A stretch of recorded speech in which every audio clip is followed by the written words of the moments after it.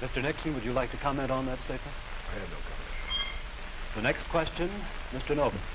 Mr. Vice President, your campaign stresses the value of your 8-year experience, and the question arises as to whether that experience was as an observer or as a participant or as an initiator of policy making.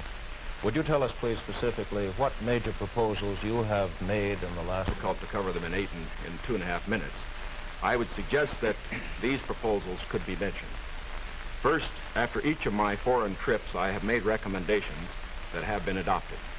For example, after my first trip abroad, I strongly recommended that we increase our exchange programs, particularly as they related to exchange of persons, of leaders in the labor field and in the information field.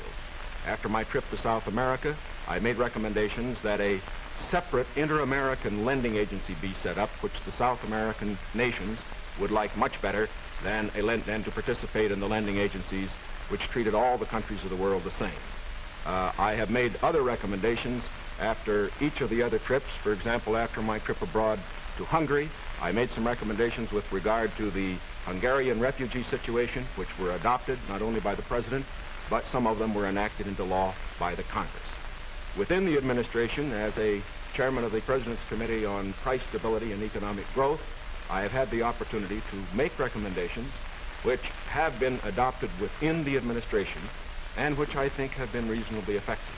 I know Senator Kennedy suggested in a speech at Cleveland yesterday, the United States. Well, I would say in the latter that and that's what I found somewhat unsatisfactory about the figures, Mr. Nixon, that you used in your previous speech. When you talk about the Truman administration, Mr. Truman came to office in 1944 and at the end of the war, and for 7.5 years.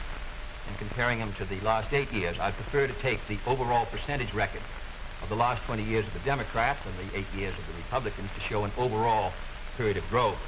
In regard to price stability, I'm not aware that that committee did produce recommendations that ever were certainly before the Congress from the point of view of legislation in regard to controlling prices. In regard to the exchange of students, of labor unions, I am chairman of the subcommittee on Africa, and I think that one of the most unfortunate phases of our policy towards that country was the very minute number of exchanges that we had. I think it's true of Latin America also. We did come forward with a program of students for the Congo of over 300, which was more than the federal government had for all of Africa the previous year. So that I don't think that we have moved, at least in those two areas, with sufficient vigor. The next question to Senator Kennedy from Mr. Warren. Senator Kennedy, during your brief speech a few minutes ago, you mentioned farm surpluses. I'd like to ask this. It's a fact, I think, that presidential candidates traditionally make promises to farmers. Lots of people, I think, don't understand why the government pays farmers for not producing certain crops, or paying farmers if they overproduce, for that matter. Let me ask, sir, why can't the farmer operate like the businessman who operates a factory? If an auto company overproduces a certain model car, Uncle Sam doesn't step in and buy up the surplus. Why this constant courting of the farmer? Well, because I think that if the federal government moved out of the program and withdrew its support, then I think you would have complete economic chaos. The farmer plants in the spring and harvests in the fall. There are hundreds of thousands of them. They're not able to control their market very well. They bring their crops in or their livestock in, many of them about the same time. They have only a few purchasers that buy their milk or their hogs, few large companies in many cases, and therefore the farmer is not in a position to bargain very effectively in the marketplace. I think the experience of the 20s has shown what a free market could do to agriculture. And if the agricultural economy collapses, then the economy of the rest of the United States sooner or later will collapse. The farmers are the #1 market for the automobile industry of the United States. The automobile industry is the #1 market for steel. So if the farmer's economy continues to decline as sharply as it has in recent years, then I think you would have a recession in the rest of the country. So I think the case for the government intervention is a good one. Secondly, my objection to present farm policy is that there are no effective controls to bring supply and demand into better balance. The dropping of the support price in order to limit production does not work. And we now have the highest surpluses, $9 billion worth. We've had a higher tax load from the Treasury for the farmer in the last few years with the lowest farm income in many years. I think that this farm policy has failed. And my judgment, the only policy that will work will be for effective supply and demand to be in balance, and that can only be done through governmental action. I therefore suggest that in those basic commodities which are supported, that the federal government, after endorsement by the farmers in that commodity, attempt to bring supply and demand into balance, attempt effective production controls so that we won't have that 5 or 6% surplus which breaks the price 15 or 20%. I think Mr. Benson's program has failed. And I must say, after reading the Vice President's speech before the farmers as he read mine, I don't believe that it's very much different from Mr. Benson. I don't think it provides effective governmental controls. I think the support prices are tied to the average market price of the last 3 years, which was Mr. Benson's theory. I therefore do not believe that this is a sharp enough breach with the past to give us any hope of success for the future. Mr. Nixon, comment? I, of course, disagree with Senator Kennedy insofar as his suggestion as to what should be done on the farm program. He has made the suggestion that what we need is to move in the direction of more government controls, a suggestion that would also mean raising prices that the consumers pay for products and imposing upon the farmers controls on acreage even far more than they have today. I think this is the wrong direction. I don't think this has worked in the past. I do not think it will work in the future. The program that I have advocated is one which departs from the present program that we have in this respect. It recognizes that the government has a responsibility to get the farmer out of the trouble he presently is in because the government got him into it. And that's the fundamental reason why we can't let the farmer go by himself at the present time. The farmer produced these surpluses because the government asked him to through legislation during the war. Now that we have these surpluses, it's our responsibility to indemnify the farmer during that period that we get rid of the surpluses. Until we get the surpluses off the farmer's back, however, we should have a program, such as I announced, which will see that farm income holds up. But I would propose holding that income up, not through a type of program that Senator Kennedy has suggested that would raise prices, but one that would indemnify the farmer, pay the farmer in kind from the products which are in surplus. The next question to Vice President Nixon from Mr. Van Oker.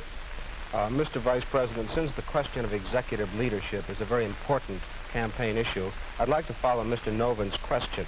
Now, Republican campaign slogans, you see them on signs around the country, as you did last week, say, it's experience that counts. That's over a picture of yourself, sir, implying that you've had more governmental executive decision-making experience than your opponent. Now, in his news conference on August 24th, President Eisenhower was asked to give one example of a major idea of yours that he adopted. His reply was, and I'm quoting, "If you give me a week, I might think of one. I don't remember." Now, that was a month ago, sir, and the President hasn't brought it up since. And I'm wondering, sir, if you can clarify which version is correct, the one put out by Republican campaign leaders or the one put out by President Eisenhower? Well, I would suggest, Mr. Van Oker, that if you know the President, that was probably a facetious remark. I would also suggest that insofar as his statement is concerned, that I think it would be improper for the President of the United States to disclose the instances in which members of his official family had made recommendations, as I have made them through the years, to him which he has accepted or rejected. The President has always maintained, and very properly so, that he is entitled to get what advice he wants from his cabinet and from his other advisors without disclosing that to anybody, including, as a matter of fact, to Congress. Now, I can only say this. Through the years, I have sat in the National Security Council. I have been in the cabinet. I have met with the legislative leaders. I have met with the President when he made the great decisions with regard to Lebanon, Kimoy Matsu, other matters. The President has asked for my advice. I have given it. Sometimes my advice has been taken. Sometimes it is not. I do not say that I have made the decision.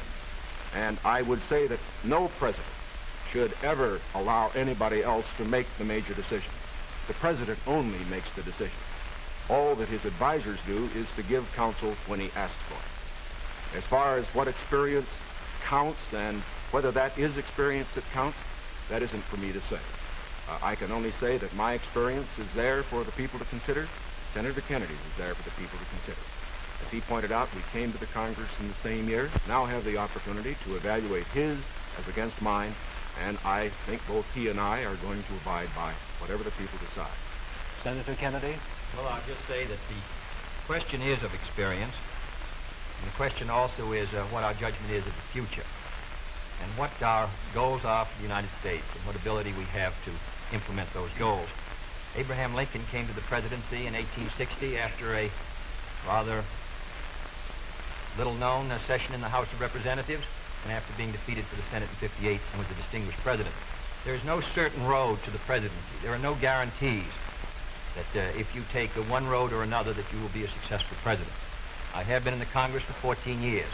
I have voted in the last 8 years, and the Vice President was presiding over the Senate, which candidate and which party to meet the problems that the United States is going to face in the 60s. The next question to Senator Kennedy from Mr. Nobles.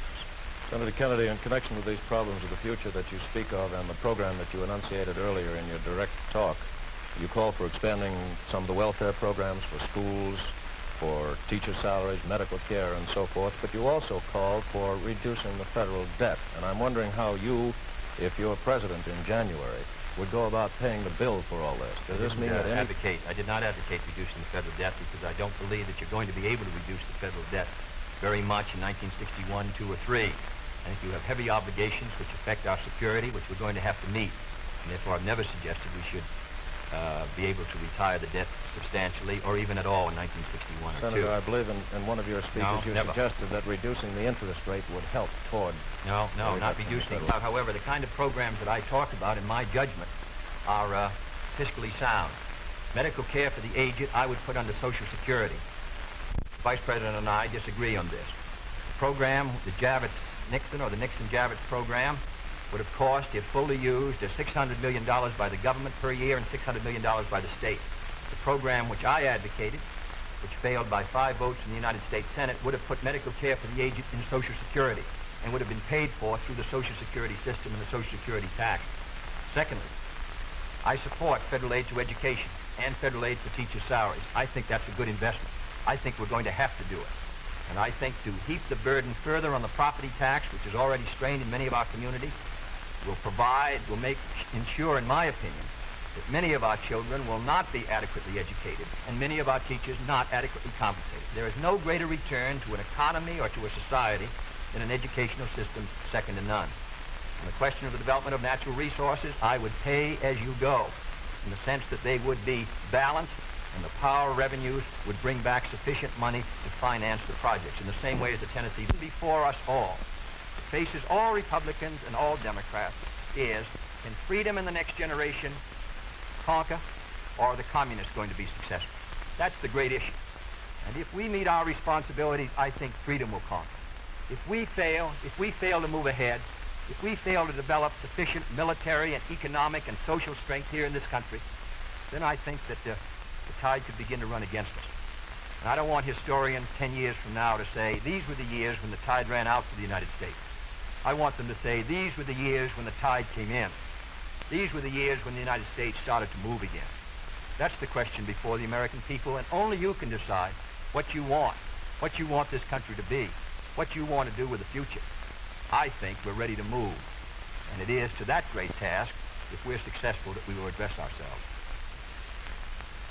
Thank you very much, gentlemen. This hour has gone by all too quickly. Thank you very much for permitting us to present the next President of the United States on this unique program. I've been asked by the candidates to thank the American networks and the affiliated stations for providing time and facilities for this joint appearance. Other debates in this series will be announced later and will be on different subjects. This is Howard K. Smith. Good night from Chicago.